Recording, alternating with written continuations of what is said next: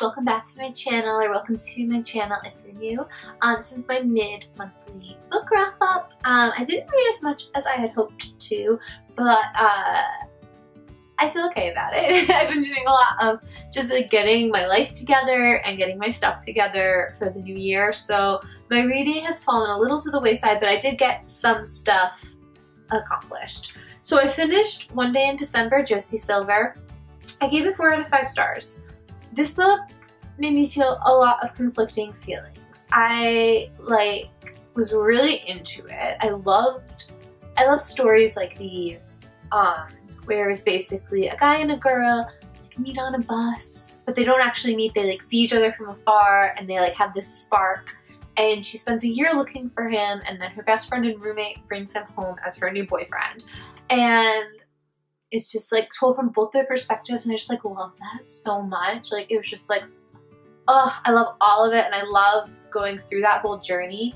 But my biggest complaint, which I think I mentioned in my last video, was the guy was a jackass for 90% of this, if not more.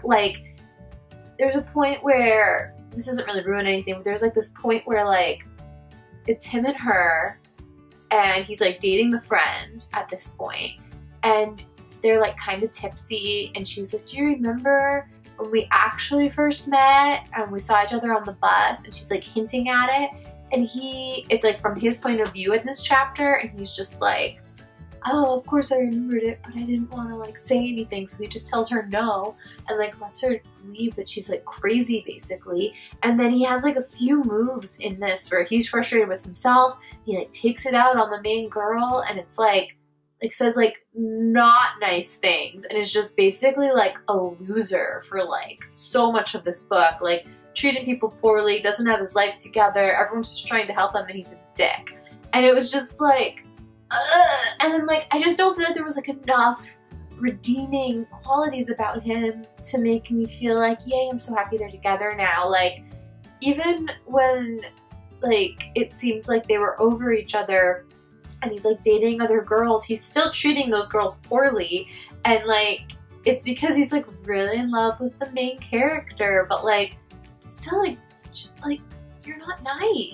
You're not a nice person. So that was my biggest thing, because I loved the whole story, and I love that kind of star-crossed lovers sort of thing, where they thought they were kind of it would have been this lightning bolt, and they would fall in love, love at first sight, and then all of these things got in their way, and then finally they'll end up together or whatever. But I was just disappointed with how he didn't really have enough likability, and so that was just my biggest problem. But besides that, I really loved the main character, the girl, and I loved I just loved the whole idea of this, and I loved how it was told from 2 different perspectives.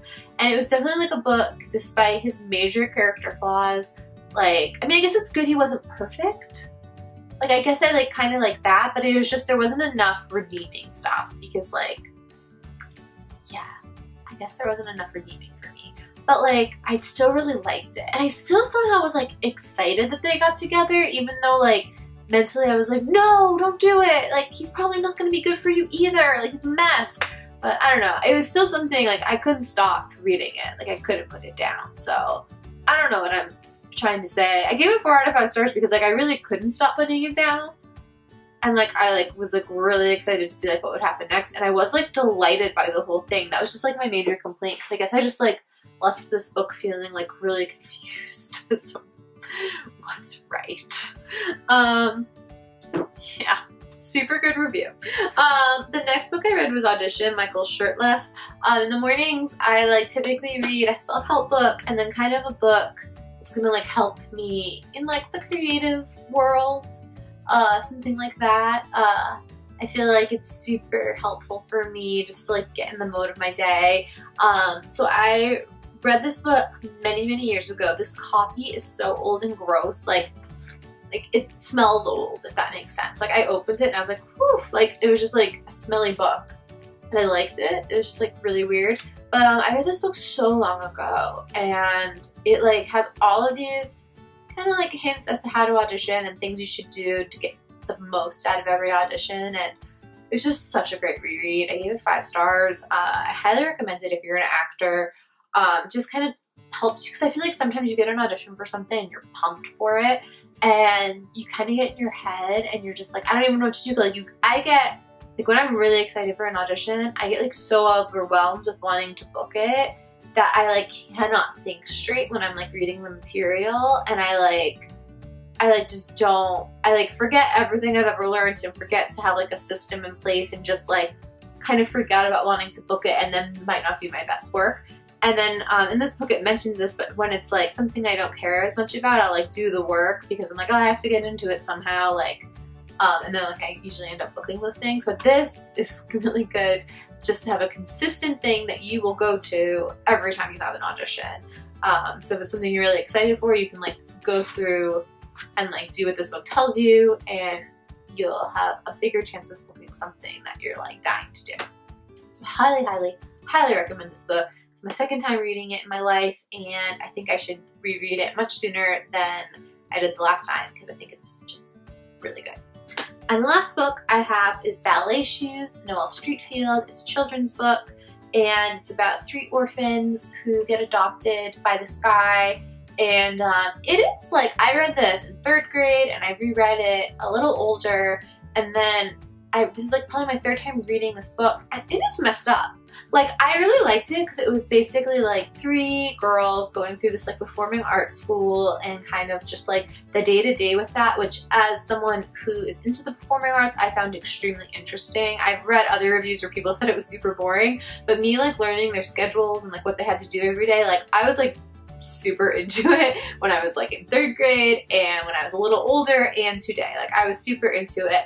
But as an adult person, basically there's this rich dude who they call Gum, Great Uncle Matthew, and Gum like just like gets this first baby, Pauline, on a whim and brings her home to like his niece and is like, women love babies, here's a baby. And then he like disappears again, gets Petrova in Russia on a whim. It was like, here's another baby, and like disappears again, and they're like, no more babies. And then he sends Posey, this little girl who was like a ballerina's daughter, he sends her literally in a basket and doesn't even come back, and writes a note being like, I'll be back in 5 years, there's enough money in the bank for y'all until I get back. And years and years and years and years go by, like literally 12 years go by, and he's like not even heard from. And I was like, this is the most effed up thing I've ever read. Like, I don't know why I didn't think about that. Like, when I was little and reading this, I was like, that makes sense. Like, I don't know what I was thinking, but as a grown-up, thinking about myself being put in this position, I was like, what kind of psycho is this? He's just dropping off a bunch of babies. Babies are friggin' expensive, and saying there's enough money and for 5 years, and doesn't come back for 12 years, like double the amount of time. Like, are you that daft that you don't have an idea of what 5 years versus 12 years is? Like, what?